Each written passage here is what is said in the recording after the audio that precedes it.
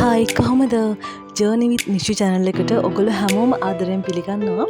ඉතින් අද අපි හැමෝම දන්න ලස්සන දියැලක් බලන්න තමයි අපි මේ යන්න හදන්නේ. ඉතින් ඒ තමයි දුම්හිඳ දියැල්ල. ඉතින් ඇත්තටම දුම්හිඳ දියැල්ල කියලා කියන්නේ හරිම ලස්සන ඒ වගේම මනස්කාන්ත රූප මවන ලස්සන දියැලක්. ඉතින් මේ දියැල්ල බලන්න තමයි අද අපි යන්න හදන්නේ. එහෙනම් යමු අපිත් එක්ක. හරි එහෙනම් අපි යන ගමන් මේ දුම්හිඳ දියැල්ල ගැන තොරතුරු ටිකක් දැනගමු. මේ දුම්හිඳ දියැල්ල බදුල්ල නගරයට කිලෝමීටර් 5ක් පමණ දුරින් තමයි පිහිටන්නේ. ඉතින් මේ දුම්හිඳ ඇල්ලට ඒ නම හැදිලා තියෙන්නේ ඇල්ල පාමුල පැතිර පවතින මීදුම. එහෙම නැත්නම් මේ ජල වාෂ්ප නිසා. බලා බස්සින බදුළු ඔය තමයි මේ මනරම් දියැල්ල නිර්මාණය කරන්නේ.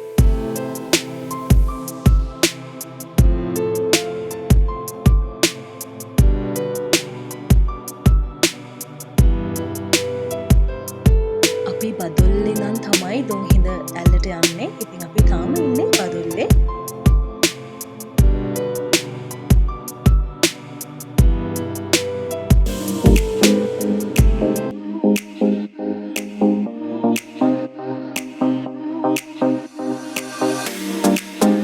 ඔන්න අපි දැන් දුම්හිඳ ඇල්ල ළඟටම ඇවිල්ලා තියෙන්නේ. තව පොඩි දුරක් තමයි යන්න තියෙන්නේ. අපිත් එක දිගටම එකතු වෙලා ඉන්න. ඔන්න අපි දුම්හිඳ ඇල්ල ළඟට ආවා. මේ තමයි එන්ට්‍රන්ස් එක. ඉතින් එන්ට්‍රන්ස් එකෙන් ඇතුළට ආවට පස්සේ මෙන්න මෙහෙම පොඩි පාරක තමයි අපිට යන්න තියෙන්නේ.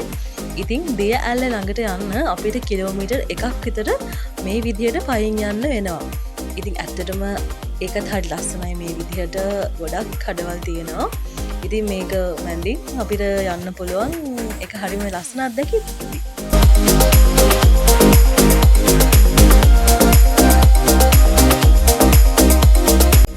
මේ විදිහට අපි දිගටම යනකොට ටිකක් දුර යනකොට අපිට හම්බ වෙන පොඩි දියැල්ල. ඉතින් ඒක තමයි කුඩා දුම්හිඳ කියලා හඳුන්වන්නේ.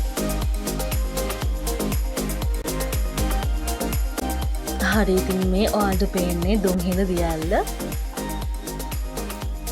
එහෙනම් ඉතින් අපි view point එකටම ගිහිල්ලා බලමු මේ දියැල්ලේ ලස්සන.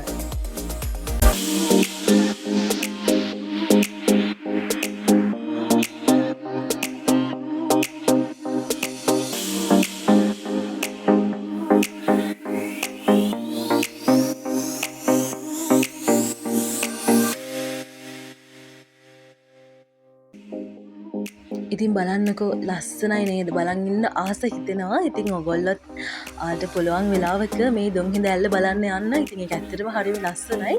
ඒ වගේම තමයි අපි යනකොට දෙදුන්නකොත් පායලා තිබුණා. ඉතින් ඇත්තටම හරිම ලස්සනයි. බලන් ඉන්න ආස හිතෙනවා. හිත නිදහස් වෙනවා. එහෙනම් ඉතින් ඔයගොල්ලොත් පුළුවන් වෙලාවක ගිහිල්ලා බලන්න. හරිම ලස්සනයි. ඒ වගේම තවත් මේ වගේ වීඩියෝස් බලන්න දිගටම මාව සබ්ස්ක්‍රයිබ් කරලා මාත් එක්ක එකතු වෙන්න.